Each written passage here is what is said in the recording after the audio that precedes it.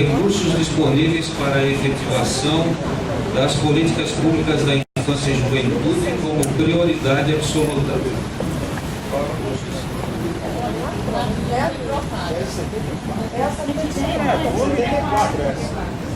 Olha, eu acabei de apresentar tese em outra sala, teve confusão na Ele falou. Como é o nome da Desculpe, é 74. Ah, sim. Tese 74. Certo, ok. Colega Rosemary Souto Maior de Almeida, por favor. De que estado? Pernambuco. Eu vi um Só outro probleminha um aí. momento, colega, que nós vamos projetar. Certo, porque colocaram Paraíba. A conclusão já se encontra ali.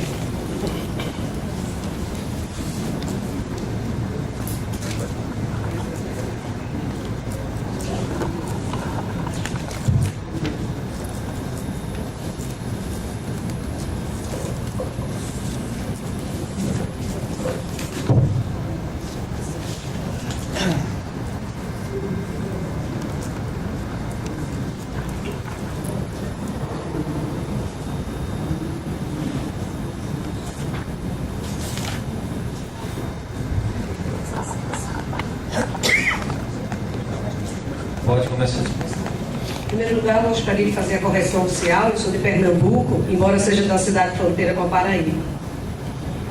O conceito de royalty é esses recursos. Na verdade, essas compensações financeiras que estão sendo colocadas hoje como uma matéria em voga, quer dizer, está na pauta do dia, essa matéria nos chamou a atenção, porque da forma como ela está sendo posta nos municípios, através de ações judiciais e de recursos que estão sendo disponibilizados aos gestores dos municípios, eles estão aplicando esses recursos da forma que ele bem quer. Na verdade, nós, do Ministério Público, não estamos ainda acompanhando esses recursos, embora haja um site da Agência Nacional do Petróleo que esteja fazendo esse repasse. Para dar um exemplo dessa situação, da gravidade da situação, a minha cidade, até agora, houve um repasse de 14 milhões de reais. Portanto, são recursos altamente significativos. E a proposta de trabalho que nós trouxemos aqui para análise, apreciação dos colegas, é que não há nenhum tipo de controle, infelizmente ainda, desses royalties em relação às ações judiciais em que eles impetram e conseguem as liminares e conseguem receber sem incluir no orçamento. Então, o que acontece? Na prática, eles estão recebendo esses recursos, eles não podem aplicar, porque existe uma lei específica que diz que eles não podem aplicar nem com despesas de pessoal do quadro efetivo, nem com dívidas. Então, eles podem aplicar em qualquer outra coisa, até em bandas, em festas, etc. Então, o Ministério Público, no meu entender, se ele realmente tem esse compromisso de ser redutor dos conflitos e da construção da paz social, tem que se preocupar em investir na infância. Então, se a Constituição Federal estabelece que é prioridade absoluta e a maioria dos municípios ainda não tem um orçamento de criança, nós, do Ministério Público, eu estou sugerindo nesta tese que a gente encare esses recursos como uma forma de enfrentamento com os gestores. Porque o que é que os gestores dizem? Não tem dinheiro. Acho que todo promotor aqui que procura para a implantação de política pública e orçamento, primeira resposta que o prefeito diz é: não tem dinheiro. Então, se o promotor sabe que esses recursos foram repassados, ele tem algo para conversar. Evidentemente, dentro do diálogo daquilo que é possível. Então, a nossa proposta é uma proposta de trabalho que já está sendo feita desde 2007.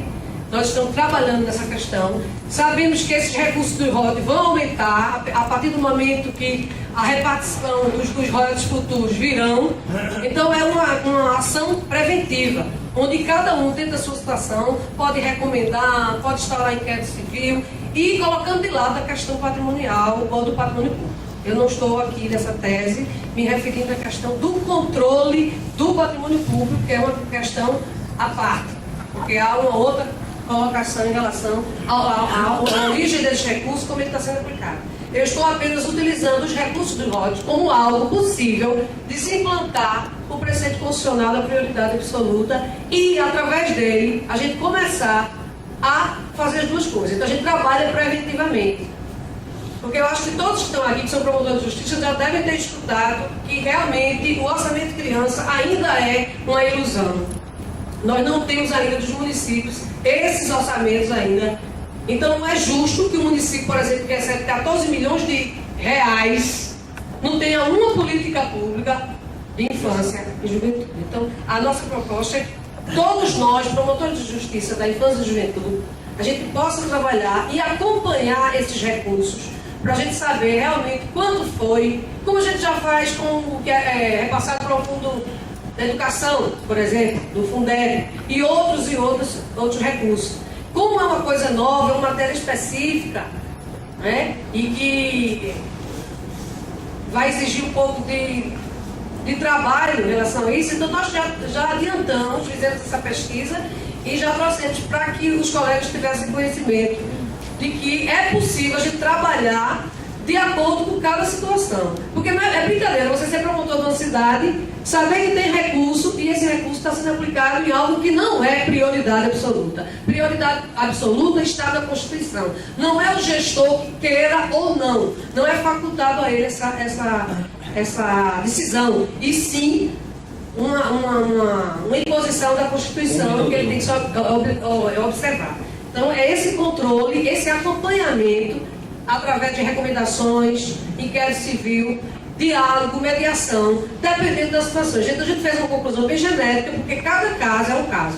Só para você ter uma ideia, no último levantamento que foi feito, quase 200 municípios estão recebendo por liminar uma faixa de 1.000, 1 milhão, 1,5 milhão de recursos mês. Então é dinheiro suficiente.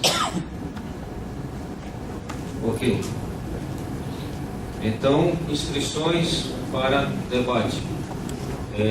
Contrariamente, microfone. O áudio ele está sendo gravado. Okay? É só a identificação do colega, está?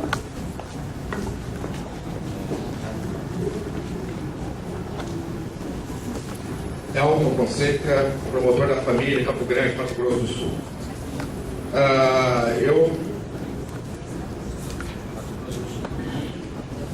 Eu até comungo a preocupação da colega em relação à fiscalização das verbas públicas, mesmo porque toda e qualquer verba, independentemente de sua origem, deve ser fiscalizada. Isso acho que é uma questão lógica, básica dentro do regime democrático, onde a contabilidade é um elemento essencial. O grande problema que eu vejo são dois. O primeiro deles é a questão da discricionariedade do poder, aonde nós já discutimos. Ao estabelecermos a prioridade absoluta, e aqui, esse é o grande problema, nós temos que unificar o pensamento. Quer dizer, uma cidade onde não tenha nenhum problema de infância e adolescência, mas tem um problema muito sério de saúde pública. Dentro dessa teoria, não poderíamos trabalhar, aplicar esse dinheiro em outras áreas que seria realmente fundamental para aquela localidade. Este é o primeiro problema, quer dizer, ou é todo, ou nós vamos ter que estabelecer quais são as prioridades e necessidades de cada município, porque as necessidades são diversas. Segundo problema é o problema do confronto com a questão da discricionariedade do poder. Como disse, a prioridade absoluta está na Constituição. Depende como se faz essa leitura, porque nós temos uma outra prioridade.